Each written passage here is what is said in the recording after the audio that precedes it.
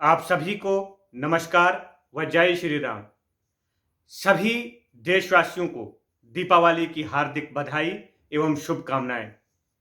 दीपावली का यह महान पर्व सनातन धर्म पर आस्था रखने वाले लोगों के लिए एक बड़ा ऐतिहासिक दिन है।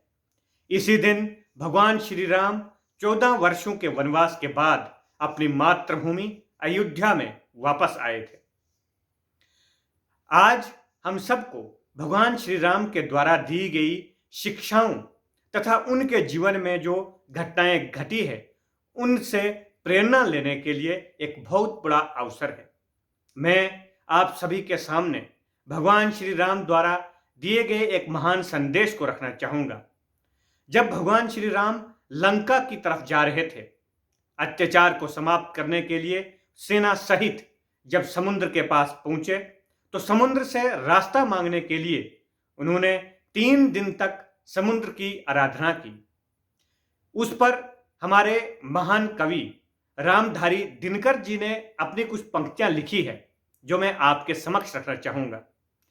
दिनकर जी कहते हैं, 3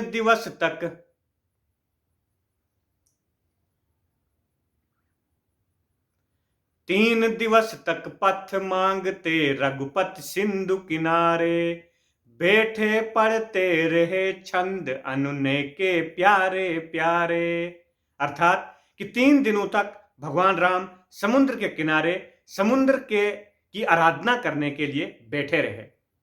3 दिवस तक पथ मांगते रघुपति सिंधु किनारे, बैठे पढ़ते रहे छंद अनुने के प्यारे प्यारे। उत्तर में जब एक नाद भी उठा नहीं सागर से, उठी अधीर धधक पौरुष की आग राम के शर से। कहते हैं कि 3 दिनों तक पूजा करने के बाद भी जब समुद्र से एक शब्द भी नहीं उठा तो भगवान श्री राम ने अपने बाणों की शक्ति दिखाने के लिए लक्ष्मण से कहा कि मेरे बाण व धनुष ले आओ। शर का अर्थ होता है बाण। उठी अधीर धधक पौरुष की आग राम के शर से। रामधारी दिनकर जी कहते हैं, सच पूछो तो शर में ही बसती है दीप्ति विनय की, संधि वचन सम पूज्य उसी का जिसमें शक्ति विजय की। अर्थात कि जब भगवान श्री राम ने अपने शर की शक्ति दिखाई, अपने तीर की शक्ति दिखाई, तो समुद्र भी सामने गिड़गिड़ाते हुए प्रकट हुआ। रामधारी जी कहते हैं कि विनय की प्रार्थना भी वहीं पर पूजी जाती है जहां पर विजय की शक्ति दिखाई दे। जब सामने वाले को लगे कि जिससे मैं संधि की का प्रस्ताव रख रहा हूं उसमें विजय की शक्ति है, तभी जाकर शत्रु या मित्र संधि के लिए अपना हाथ बढ़ाता है। आप ध्यान से सुनेंगे। 3 दिवस तक पथ मांगते रघुपति सिंधु किनारे, बैठे पढ़ते रहे छंद अनुने के प्यारे प्यारे। उत्तर में जब एक नाद भी उठा नहीं सागर से, उठी अधीर धधक पौरुष की आग राम के शर से।